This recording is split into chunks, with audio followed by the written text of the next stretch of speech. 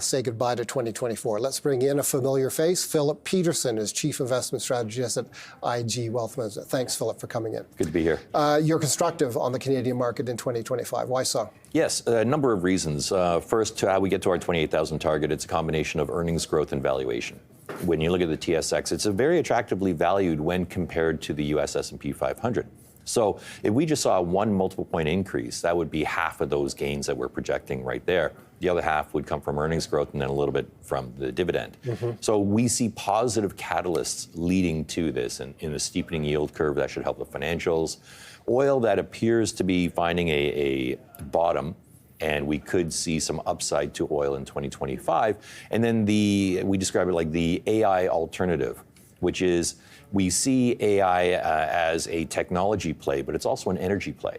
So that's going to require more copper, more nat gas to produce the electricity required for all this AI technology coming to the forefront. Okay, let's talk about the financials.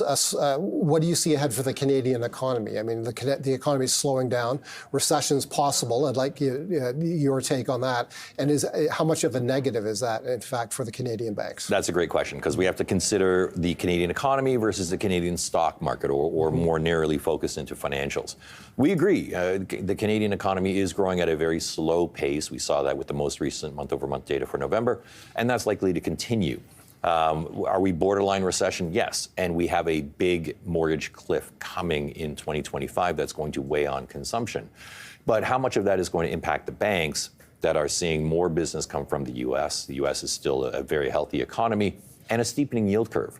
And a steepening yield curve basically is kind of fuel to the profit engine of the banks, that borrow short and lend long. The fixed income environment that we see forthcoming is actually beneficial to bank earnings. What's your take on, you mentioned you think that oil is close to a bottom. Can the energy stocks rally significantly in 2025? Yeah, here too, we think they can. It's hard to predict the price of oil going forward, and I don't really want to try. We're going to be wrong on that if we do. But if you think about oil seemingly has found a floor at around $70 to $68.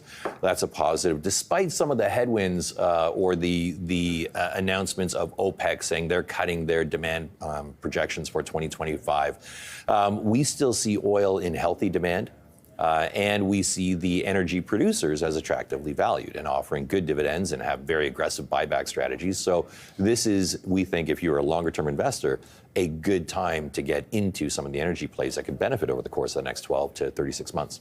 You've mentioned rates a couple of times. Where do you think the Bank of Canada is going on its rate? When will the rate cuts stop in Canada? What's the terminal rate? Right, terminal rate, or the end goal, we see it as 2.5% for the Bank of Canada. We think we're going to get there, some point between the back half or in the back half of 2025. That's the short end, but the long end of the yield curve we think is going to stay higher.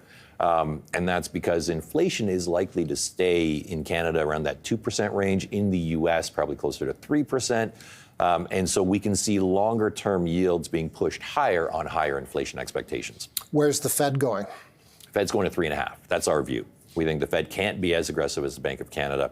The U.S. has a stronger economy, which also means stronger inflation. And then it has the question mark of whether the tariffs, or how deep the tariffs will go, and what that does to inflation in the United States. So the Fed is going to be in a much slower path to its neutral rate, which is going to be higher than the BOC, which is going to be likely, we think, 3.5%.